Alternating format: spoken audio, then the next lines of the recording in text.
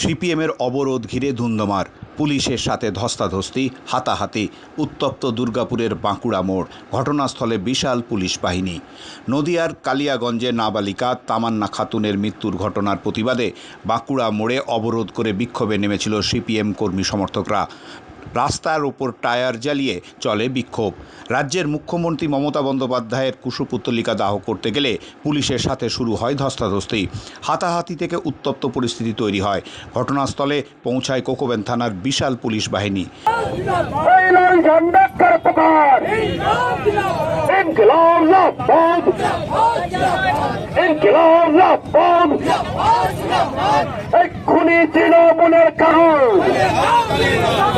এক্ষুনি মমতাকে এই আগুনে জ্বালিয়ে দাও, পুড়িয়ে দাও। এক্ষুনি মমতাকে এই আগুনে জ্বালিয়ে দাও, পুড়িয়ে দাও। এক্ষুনি মমতার কালো হাত ভেঙে দাও, গুড়িয়ে দাও।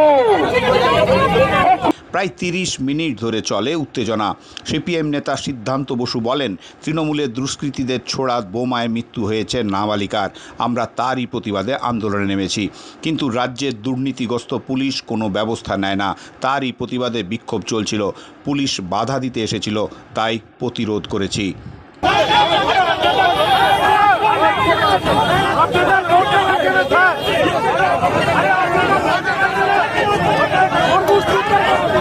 গতকাল কালীগঞ্জে, নদিয়ার কালীগঞ্জে যে ভোট হয়েছে, সেই ভোটের যে নির্বাচনের ফলাফল ঘোষণা হওয়ার আগেই তৃণমূলের যে তাণ্ডব 11 সালের পর থেকে ছিল, কালকে নমুনা আরো বেশি করে দেখা গেল।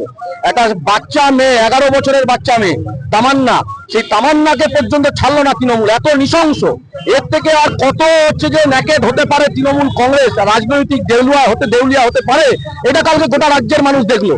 এখন আমরা যদি ভাবি যে তার বাড়ির লোক গেছে তো আমাদের কি? গোটা রাজ্যে এরকম অনেক বাড়ি, যে বাড়িতে এরকম তৃণমূল দাদাগিরি গুন্ডাগিরি করে সাধারণ মানুষকে খুন করতে তাদের হাত পা কাঁপে না। এরা আবার বড় বড় কথা বলে। রাজ্যের মুখ্যমন্ত্রী একজন মহিলা, সে একটা বাচ্চা মেয়েকে, তার দলের লোক, তার গুন্ডা বাহিনী, সমাজ বিরোধীদের সরকার, সমাজ বিরোধীরা চালাচ্ছে এই সরকারটা, আর তাদের নেতৃত্বে এই ধরনের ঘটনা আমরা তীব্র নিন্দা করছি এবং অবিলম্বে পুলিশ মন্ত্রীকে জবাব দিতে হবে। Street voice news, Durgapur.